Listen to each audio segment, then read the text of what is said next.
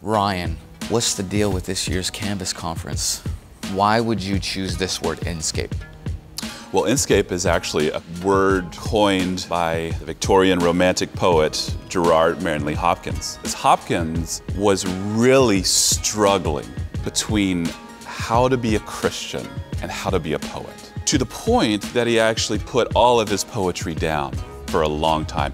He burned all of his early poems because he thought they were nonsense and they had nothing to do with his religious life. And so he began to pursue the religious life, and he began to see that poetry wasn't opposed to his spiritual life. And one of the key ideas that helped him transition on that was this word he coined called Inscape.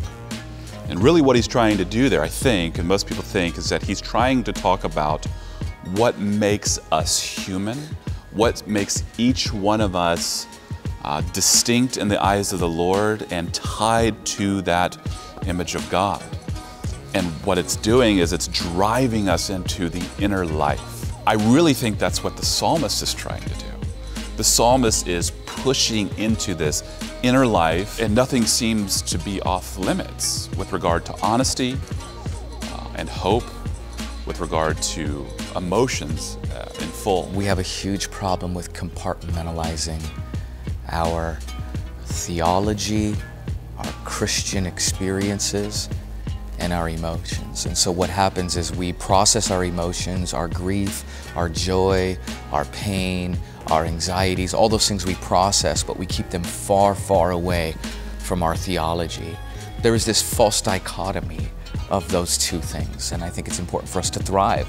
That's authentic experiential Christianity, fully engaged with a theology that points us to the Creator who empathizes with our pain, and yet fully immersed in the pain that we experience as humans. I think part of being creative is being authentic, you know? And if you don't understand your emotions, you don't understand how to process your emotions, or even know how to govern your emotions, I think that's gonna impact how authentic your art is or your craft is.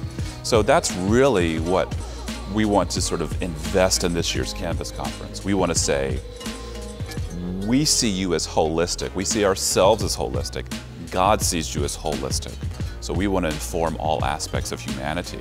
We want to speak to the Christian who's struggling with how in the world do I do my poetry or my art when it seems so different than the religious life I'm in.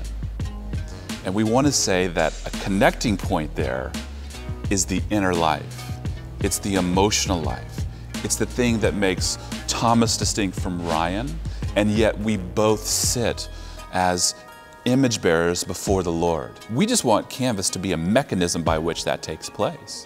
We want to bring great thinkers, great practitioners, great artists, and great theologians, great pastors to come and say, this is how you live in God's presence, and this is how God's presence actually changes the way you should be doing your art.